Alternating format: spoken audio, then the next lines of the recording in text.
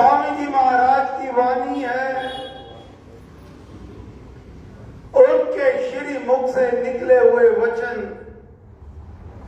साधना सत्संग हांसी में दिनांक 20 नवंबर 1953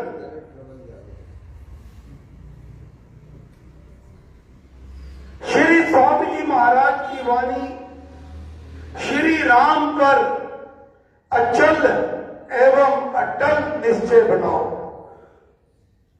श्री राम पर अचल एवं अटल निश्चय बनाओ। अब ये कैसे होगा?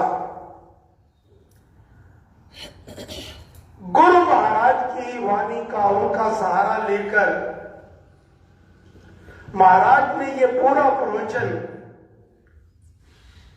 राम कृपा अवतरण के अंतर्गत किया था। तो हम उसी को ही आने वाले आज के और 2 रविवार में समझने का प्रयास करेंगे कि ये राम कृपा क्या होती है, कैसे होती है, और अगर हो जाए तो फिर हमारे जीवन में कैसे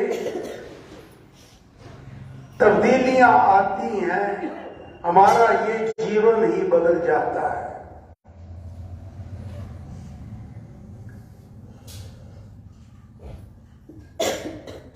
स्वामी जी महाराज कहा करते कि परम पिता परमेश्वर का पतित पावन नाम जो है वह राम नाम है। गुरु महाराज की धुन स्मरण आ रही है। महाराज जब ये धुन सत्संगों में लगाई जाती तो महाराज झूम उठते, क्योंकि वो नाम के रसिया थे, राम के रसिया थे।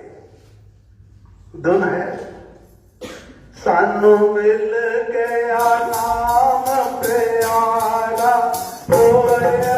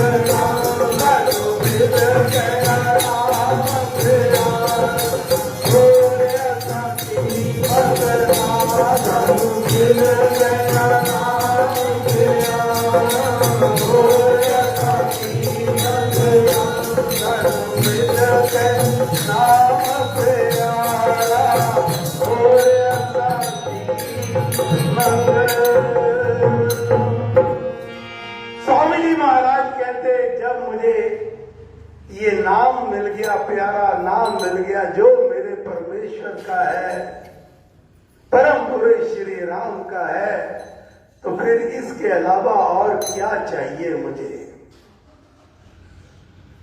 अब ये जो प्रसंग है इसको बड़े ध्यान से समझना पड़ेगा। हम रोज अमृतवाणी का पाठ करते हैं। महाराज कहा करते कि ये ना कहा करो कि मैंने अमृतवाणी पढ़ छड़ी है, पढ़ के छोड़ दी है ना। इसके एक एक शब्द को मन में रमाना होगा, एक एक श्लोक को। ये सारी अवतरित वाणी है जो देव द्वार से प्रकट हुई है। तो राम कृपा अवतरण का जो अर्थ है, श्री राम कृपा का नीचे उतरना, भक्त पर श्री राम कृपा का होना, प्रभु राम की ओर से कृपा का आना, श्री राम कृपा का उदय होना, डिसेंट ऑफ राम्स ग्रेस। और कृपा क्या होती है? वो होती है अनुग्रह, करुणा, दया। अमृतवाणी में राम कृपा अवतरण सम्मिलित किया गया है। इसमें इस बात पर बल दिया है कि भावना सहित जब राम नाम का आराधन किया जाता है तभी अधिक लाभ होता है। जब तक मन में भावना नहीं होगी, इस राम नाम के प्रति पूर्ण विश्वास नहीं होगा, श्रद्धा नहीं होगी, प्रीति नहीं होगी, तो कितना भी राम राम कर लो तो बहुत अधिक लाभ होने वाला नहीं है। तो महाराज कहते हैं कि भावना सहित जब राम नाम का आराधन किया जाता है, गुणगान किया जाता है, ध्यान किया जाता है, तभी अधिक लाभ होता है। जिस वस्तु को खाने की भावना ना हो तो मुंह उसे स्वीकार नहीं करता। मान लो कोई चीज आपको अच्छी नहीं लगती, तो हमारी जीवा, हमारा मुख उसको, उसके स्वाद को स्वीकार ही नहीं करेगा। तो सबसे पहले तो राम नाम के प्रति पूर्ण प्रीति, विश्वास होना चाहिए। जो लोग राम नाम का इस भावना से आराधन करते हैं कि महाराज भगवान की कृपा होती है, तो कृपा अवश्य होती है, विश्वास होना चाहिए। परम प्रभु श्री राम का स्वरूप जो है वह कृपा स्वरूप है। उदाहरण दे रहे हैं, जैसे सूर्य है, सूर्य से प्रकाश आएगा ही आएगा, ये उसका स्वभाव है, उसका गुण है, उसका स्वरूप है। तो महाराज फरमाते हैं जैसे सूर्य से प्रकाश ही आता है, उससे अंधेरा तो आता नहीं। श्री राम कृपा को ग्रहण करने की भावना का होना आवश्यक है, नहीं तो कृपा आई और ग्रहण ना हो। श्री राम का नाम लेने से तो उसकी कृपा आएगी ही आएगी, लेकिन अगर आपकी भावना नहीं हुई तो फिर आप उसको ग्रहण नहीं कर पाओगे। जैसे रेडियो में ग्रहण करने की शक्ति नहीं हो तो वह ऐसे ही हुआ जैसे लकड़ी का संदूक। अब आकाश में तो भिन्न भिन्न तरंगे हैं। घरों में रिमोट हमारे पास होता है, टीवी में जो चैनल देखना चाहें, तरंगे तो वो आकाश में हैं। जब तक अपना मन, आप न्यूज देखना चाहते हैं, आप फिल्मी गाने देखना चाहते हैं, भक्ति देखना चाहते हैं, जब आपके मन पसंद, जब तक उसका चैनल ऑन नहीं करेंगे उसकी तरंगे आप तक नहीं आएंगी। महाराज ने उस समय ये टीवी नहीं होते थे तो इसलिए रेडियो की बात करी है, तब रेडियो होता था। तो महाराज आगे फरमाते हैं जब हम आराधना में बैठते हैं तो उसकी कृपा, राम कृपा अवतरित होती है, और ये जो कृपा है वह अनूप है। इसका स्वरूप है ज्ञानमयी, शक्तिशाली और सुखमयी, सुख देने वाली।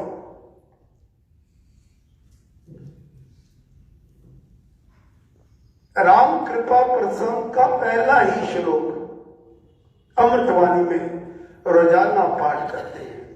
क्या? परम कृपा स्वरूप है परम प्रभु श्री राम, जन पावन परमात्मा, परम पुरुष सुखधाम। अर्थात सर्वोत्कृष्ट प्रभु श्री राम का जो सुंदर रूप है वह सर्वोच्च कृपा अर्थात वह श्रेष्ठतम कृपा रूप है। उनका रूप ही कृपा है। राम का नाम लेने पे कृपा आएगी ही आएगी। वे कृपा रूप परमात्मा व्यक्ति को पवित्र करने वाले हैं, पुरुषोत्तम हैं, सर्वोपरि सर्वश्रेष्ठ हैं, सर्वोत्तम पुरुष हैं तथा सुख के निवास स्थान है। परम कृपा स्वरूप है परम प्रभु श्री राम, जन पावन परमात्मा, परम पुरुष सुखदाम। आगे सुखदा है शुभा कृपा, सुखदा है शुभा कृपा, शक्ति शांति स्वरूप है, ज्ञान आनंदमयी राम कृपा अनूप।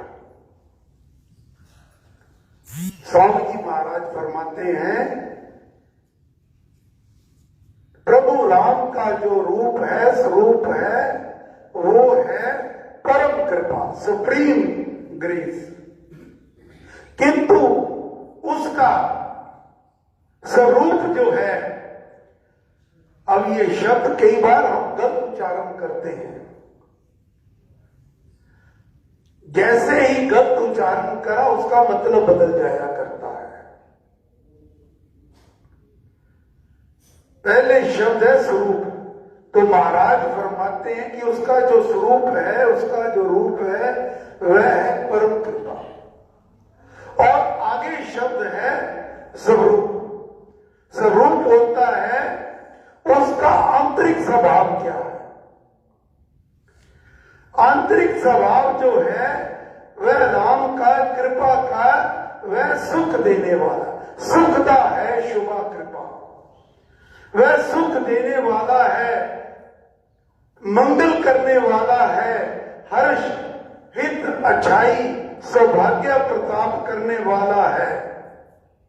अर्थात उनकी कृपा जो अतुल्य है, वह ज्ञान एवं आनंद का भंडार है, शक्ति सामर्थ्य शक्ति आनंद का अक्षय स्रोत है।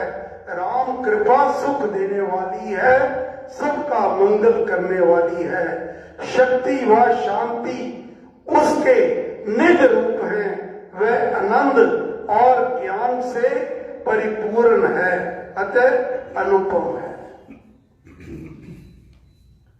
तो अब रूप स्वरूप का क्या अर्थ है, जो मैंने पहले समझाने की बात करी थी।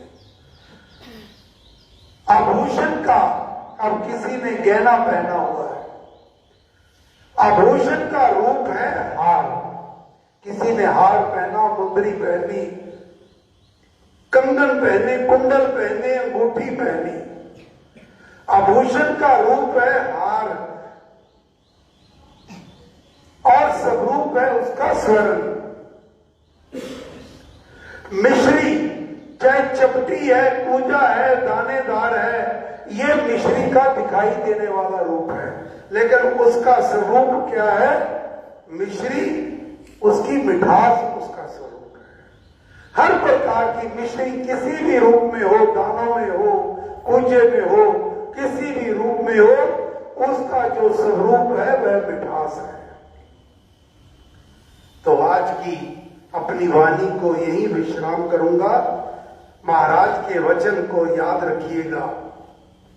भावना सहित आराधन हो तो फिर ऐसी कृपा आकर बरसती है, इससे बुद्धि बढ़ती है और आनंद होता है। फिर भगवान की वाणी, गुरु महाराज का वचन, फिर जो भगत होता है वह गद गद कह होकर कह होता है, राम अब स्नेह सुधा बरसा दे, राम अब स्नेह सुधा बरसा दे। हे गुरु महाराज, हे परम पुरुष श्री राम, हम सब आपकी चरण शरण में हैं। हम पर कृपा करो, मेहर करो, दया करो। हमें सेवा सिमरन नाम का बल बख्शो। हम इस साधना के मार्ग पर बड़े दृढ़ विश्वास से, बड़ी भावना से, श्रद्धा से, प्रीति पूर्वक आगे बढ़ते जाए। कृपा करो, कृपा करो, कृपा करो। जय श्री राम, जय श्री राम, जय श्री